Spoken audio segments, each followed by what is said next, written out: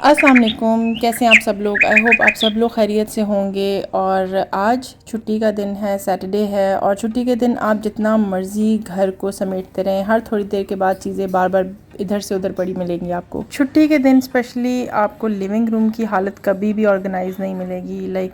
हर थोड़ी देर के बाद जब भी मैं किचन से आती हूँ या कोई भी काम करके आती हूँ तो लिविंग रूम में कुशन सब मुझे ज़मीन पे मिलते हैं और कोई भी चीज़ जगह पे नहीं मिलती। और सिर्फ ये मेरे घर की नहीं, हर बच्चों वाले घर की यही एक रूटीन होती है कि छुट्टी के दिन मदर्स का काम कम नहीं होता बल्कि काम ज़्यादा हो जाता है। छुट्टी के दिन सब माओं का काम बढ़ जाता है। आम रूटीन में जितना हम काम कर रहे होते हैं उससे ज़्यादा हो जाता है, क्योंकि स्नैक टाइम्स ऐड हो जाते हैं और फिर नाश्ते भी लेट हो रहे हैं। नाश्ते पे प्रोटोकॉल भी चाहिए होता है सबको, सबकी पसंद का नाश्ता बनता है, तो बहुत हर काम नाश्ता लेट होने की वजह से लेट हो जाता है। और सब माओं की कोशिश होती है कि बच्चे और पूरी फैमिली छुट्टी के दिन क्वालिटी टाइम गुजारें। और मज़े की बात यह है कि छुट्टी के दिन काम ज़्यादा होने के बावजूद थकन नहीं होती। अभी जब मैं सब कामों से फारिग होकर आकर बैठी थोड़ी देर लाउंज में, तो बच्चों ने टेबल पे बिस्किट के पैकेट्स खुले रखे हुए थे। तो मैंने सोचा सबसे पहला हैक मैं आपसे यही शेयर करूं कि बिस्किट्स अगर खुले रह जाएं, हम अक्सर बेकरी से बिस्किट्स लाते हैं, ओवरनाइट वो खुले रह जाते हैं, या बच्चे पैक्स खोल के कई दफ़ा खुले छोड़ देते हैं। मेरे घर में तो अक्सर ही ये होता है कि बच्चे पैक्स खोलते हैं और उसके बाद जो नहीं टेस्ट पसंद आता या जो नहीं दिल कर रहा होता उसको खुला छोड़ के अगला खोल लेते हैं। तो बजाय इन बिस्किट्स को वेस्ट करने के एक हैक यूज़ करके हम इनको दोबारा से फ्रेश कर सकते हैं। मैंने ये हैक ऑनलाइन देखा था और it's one of my favourite hack. Biscuits को आप एक प्लेट में रख लें और प्लेट में रखने के बाद आप उसको माइक्रोवेव में आधे मिनट से लेके 1 मिनट तक गर्म कर लें। आपने उसको कुछ और नहीं करना, सिर्फ नॉर्मल आप जिस तरह खाना गर्म करते हैं उसी तरह से आपने उसको 30 सेकंड से 1 मिनट तक सिर्फ उसको गर्म करना है। और उसके बाद आप देखेंगे कि वो बिस्किट बिल्कुल फ्रेश हो जाते हैं, क्योंकि माइक्रोवेव उसका सारा मॉइस्चर जो है वो अब्ज़ॉर्ब कर लेता है। माइक्रोवेव से निकालने के बाद आप इन बिस्किट्स को किसी जार में रख लें, एयर टाइट जार में। तो आप देखेंगे कि इनका टेस्ट भी बिल्कुल वैसे ही आपको लगेगा जैसे आपने न्यू पैक खोला हो। और इनको अगर आप देखें तो इनमें बिल्कुल भी सॉफ्टनेस नहीं रहेगी, ये वैसे ही बिल्कुल फ्रेश हो जाते हैं। ये हैक हम सब के लिए बहुत यूज़फुल है, क्योंकि बच्चे तो हर घर में हैं और बिस्किट्स अक्सर ही बच्चे खुले छोड़ देते हैं, या कभी हम भी बेकरी से ला के खुले भूल जाते हैं। तो बजाय चीज़ ज़ाया होने के, रिस्क ज़ाया वैसे भी नहीं करना चाहिए। तो ये बहुत एक अच्छा हैक है बिस्किट्स को दोबारा से फ्रेश करने का। उसके बाद सेकंड हैक जो मैं आपसे शेयर करने वाली हूँ वो ये है कि अगर हमें बहुत, जैसे कभी अक्सर हमें पता होता है कि कल हमें ये काम है और हमें डॉक्टर का अपॉइंटमेंट है या हमें मार्केट जाना है, कुछ भी इस तरह का हो सकता है, तो उसके लिए हम खाने की प्रिपरेशन पिछले दिन से कर सकते हैं। या फिर हम, अगर आप वर्किंग लेडी हैं जैसे कि मैं जॉब करती थी, तो मैं अक्सर वीकेंड पे ये करती थी और इससे खाना बनाना मेरे लिए इतना आसान हो जाता था कि आप प्याज को ऑयल में फ्राई करके और शेकर में आप टमाटर, लहसुन, अदरक डाल के उसके साथ प्याज भी फ्राई करके इस तरह से डाल लें और उसको अच्छी तरह से ब्लेंड कर लें। ये एक बहुत हेल्पफुल और यूज़फुल हैक है। जब मैं जॉब कर रही थी और अभी भी जब मुझे पता होता है कि मेरी कल की परसों की रूटीन जो है वो बहुत हेक्टिक होने वाली है, तो मैं इसी तरह से ये मसाला पहले ही बना के रख लेती हूँ। और ट्रस्ट मी, आपको खाना बनाने में इतनी कम देर लगती है कि आपको बिल्कुल भी टाइम नहीं लगता, आप फ़ौरन से खाना बना लेते हैं। जब आप उसको प्यूरी बना लें, ब्लेंड कर लें अच्छी तरह, तो उसको वापस उसी ऑयल में डालें और डालने के बाद आप इसमें ड्राई मसाले जैसे मिर्च, हल्दी, ज़ीरा पाउडर, जो आपने मसाले डालने हैं वो आप डालें और इसको अच्छी तरह से भून लें। अगर आपने इसको हफ़्ते 10 दिन के लिए रखना है तो भी आप इसको रख सकते हैं, लेकिन उस में आप फिर मसाले ऐड ना करें, उसको सिर्फ मसाले को भून लें जो आपने ब्लेंड किया है और उसके बाद आप इसको रख सकते हैं। मैंने क्योंकि 1-2 दिन के लिए बनाया है, मुझे 1-2 दिन में ये ज़रूरत पड़ेगी, तो इसलिए मैंने इसमें सारे मसाले ऐड कर लिए और इसको फिर इस तरह से बॉक्स में डाल के आप रख सकते हैं फ्रिज में या फ्रीज़र में। थर्ड जो हैक है वो भी बहुत यूज़फुल हैक है। भिंडी को धो के रखने में, उसको खुश्क करने में टाइम लगता है, फिर उसको फ्राई करना भी एक टास्क होता है। तो उसका बहुत एक ईज़ी वे ये है कि आप उसको धो के ड्राई करके और फ्रीज़ कर लें, फ्राई करने के बाद फ्रीज़ कर लें और बॉक्स में, और फिर जैसे ही आपने बनानी है आप सिर्फ प्याज, टमाटर और उसका मसाला बनाएं और भिंडी को दम पे रख दें। क्योंकि अगर आप वैसे भिंडी को फ्रीज़ करते हैं तो वो दोबारा से उसमें पानी आ जाता है और वो कभी अच्छी नहीं बनती, सौगी बनती है। इस तरह से ज़रूर ट्राई करिएगा और ज़रूर कमेंट करके बताइएगा। नेक्स्ट जो मैं आपसे एक टिप शेयर करने वाली हूँ वो ये है कि जब भी आप कोई भी सालन बनाते हैं ग्रेवी वाला, चाहे चिकन है, गोश्त है या कोई भी ग्रेवी वाली चीज़ आप बना रहे हैं, तो आप उसमें बनने के बाद एंड में जब आप सालन तैयार हो जाए तो उसमें 1 चम्मच घी डाल के और उसको 2-3 मिनट दम पे पकने दें। इससे अगली जो टिप मैं आपसे शेयर करने वाली हूँ बहुत यूज़फुल है। अक्सर हम कहते हैं कि चावल हमारे जुड़ जाते हैं। चावल आप कितने भी महंगे ले लें, लेकिन अक्सर यही होता है कि वो चावल जुड़ जाते हैं।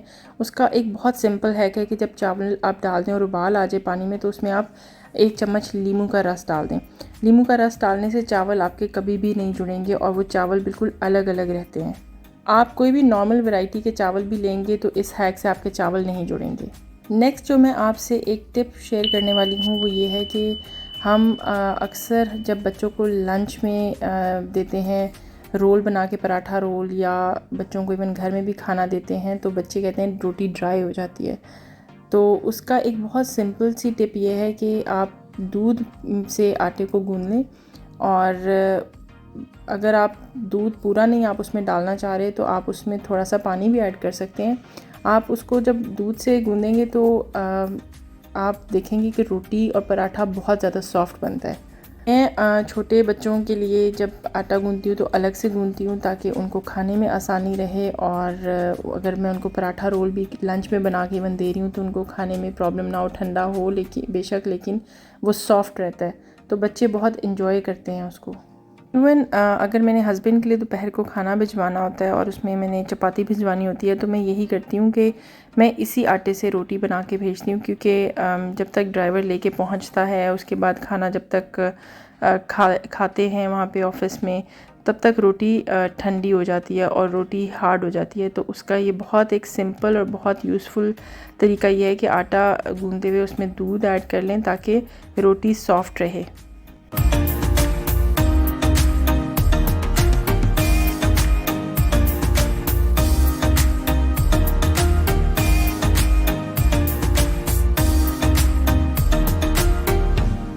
नेक्स्ट जो मैं आपसे टिप शेयर करने वाली हूँ that is also very useful, कि जब हम कढ़ी बनाते हैं, कढ़ी बनाते हुए अक्सर जब हम देखते हैं कि उबाल आता है तो कढ़ी का टेक्सचर इस तरह से हो जाता है जैसे कढ़ी फट जाती है।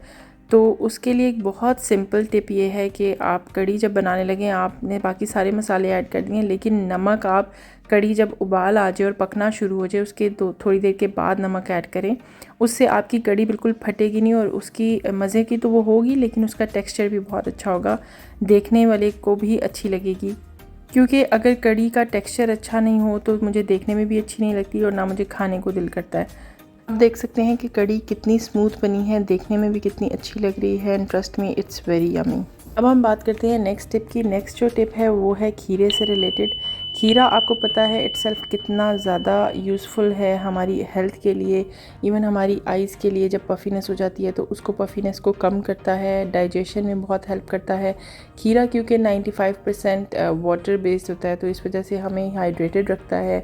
इवन जब हम वेट रिड्यूस कर रहे होते हैं तो हमें ये हेल्प आउट करता है वेट को मेंटेन करने में, क्योंकि इसमें बहुत लो कैलोरीज़ होती हैं। इसके बहुत सारे बेनिफिट्स हैं, लेकिन एक जो बेनिफिट मैं आपसे शेयर करने वाली हूँ आप ज़रूर सुन के हैरान भी होंगे कि खीरे के छिलके भी हमारे लिए बहुत यूज़फुल हैं। आजकल आपको पता है हर किचन में छोटे छोटे लाल बेग आ जाते हैं जिनसे हम बहुत ज़्यादा तंग होते हैं। हम जितना भी स्प्रे कर लें, जो भी कर लें, अक्सर ऐसा होता है कि कुछ लाल बेग ऐसे ढीठ होते हैं, वो कहीं ना कहीं से आ ही जाते हैं। तो खीरे के छिलके आप जब खीरा छील लें तो उनको आप ऐसी जगह पे रख दें जहाँ पे आपको लगता है कि लाल बेग ज़्यादा आते हैं। जैसे डस्टबिन में भी अक्सर आप जब रात को किचन में लाइट्स वगैरह ऑफ कर देते हैं तो लाल बेग जमा हो रहे होते हैं, आप डस्टबिन में ऊपर डाल सकते हैं छिलके, या जिस जगह पे सिंक में या जहाँ पे भी आपको लगता है कि लाल बेग ज़्यादा आ रहे हैं वहाँ खीरे के छिलके आप रख दें तो वहाँ पे बिल्कुल भी लाल बेग नहीं है। ये भी आप ज़रूर ट्राई कीजिएगा और ज़रूर फीडबैक दीजिएगा। नेक्स्ट टिप के बारे में बात करते हैं। टमाटर हम सैंडविचेस में भी यूज़ करते हैं, अक्सर बर्गर्स में भी यूज़ करते हैं, लेकिन टमाटर में से क्योंकि बहुत ज़्यादा पानी निकलता है तो अगर हम टमाटर को ऐसे ही सैंडविच या बर्गर में डाल दें तो वो बहुत ज़्यादा सॉगी हो जाता है। लाइक ब्रेड पे भी हम रखते हैं तो बहुत ज़्यादा सॉगी हो जाता है और उसकी वजह से बिल्कुल भी आपके सैंडविच का टेस्ट अच्छा नहीं रहता, या आप बर्गर में जिस भी चीज़ में उसको ऐड करें उसका टेस्ट बिल्कुल भी अच्छा नहीं आता। उसके लिए एक बहुत अच्छी सिंपल और यूज़फुल टिप ये है कि आप टमाटर के दोनों साइड्स पे थोड़ा थोड़ा सा नमक को स्प्रिंकल कर दें। जब आप नमक स्प्रिंकल कर देंगे उसके बाद आप जब इसको सैंडविच या बर्गर्स में ऐड करेंगे तो टमाटर बिल्कुल भी पानी नहीं छोड़ेगा और आपके सैंडविच का और बर्गर का टेस्ट बिल्कुल ख़राब नहीं होगा। आई होप आपको ये आज की टिप्स बहुत अच्छी लगी होंगी और आपके लिए भी यूज़फुल साबित होंगी।